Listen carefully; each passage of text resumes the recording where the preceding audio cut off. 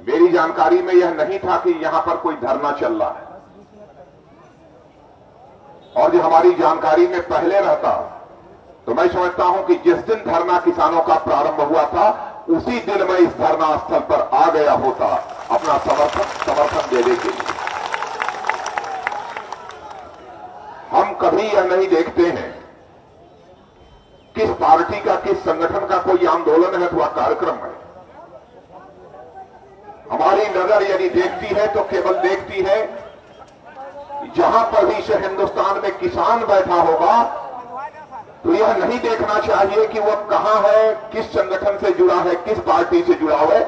सदैव उस स्थान पर राजनाथ सिंह हाजिर होने की कोशिश करते हैं, और आज मुझे आप सब लोगों के बीच में आने का जो अवसर प्राप्त हुआ है,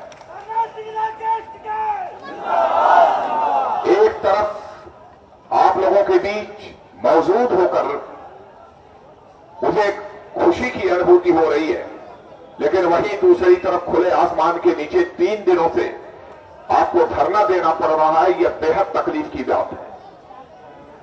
सच कहा युद्धवीर सिंह जी, इतने दिन हो गए, बगल में संसद है, निश्चित रूप से प्रधानमंत्री जी को खुफिया विभाग के द्वारा जानकारी प्राप्त हो चुकी होगी, लेकिन उन्होंने किसी को भेजकर क्या समस्या है, क्या मांग है, यह भी जानने की जहमत नहीं उठाई।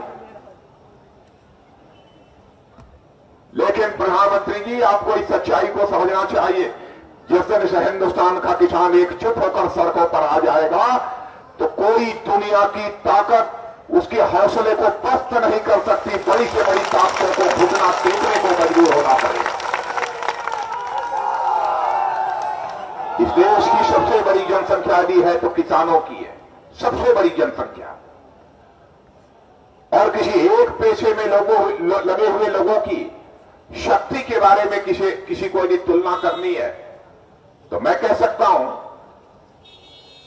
कि हिंदुस्तान में केवल कृषि क्षेत्र में, कृषि पेशे में लगी हुई जो जनसंख्या है वही हिंदुस्तान की सबसे बड़ी जनशक्ति है, और उस जनशक्ति को कभी चुनौती देने की कोशिश बड़े से बड़े सत्ताधारी दल को नहीं करनी चाहिए। सबसे बड़ी वही जनशक्ति है, और जिन मांगों को लेकर आप बैठे हैं उसकी हमको जानकारी है, और उस पर भी राकेश जी और हमारे युद्धवीर जी, यह सब सारे लोग तो आपके बीच चर्चा कर रहे हैं, सही तरीके से सारे पक्ष को आपके सामने वह रख रहे हैं।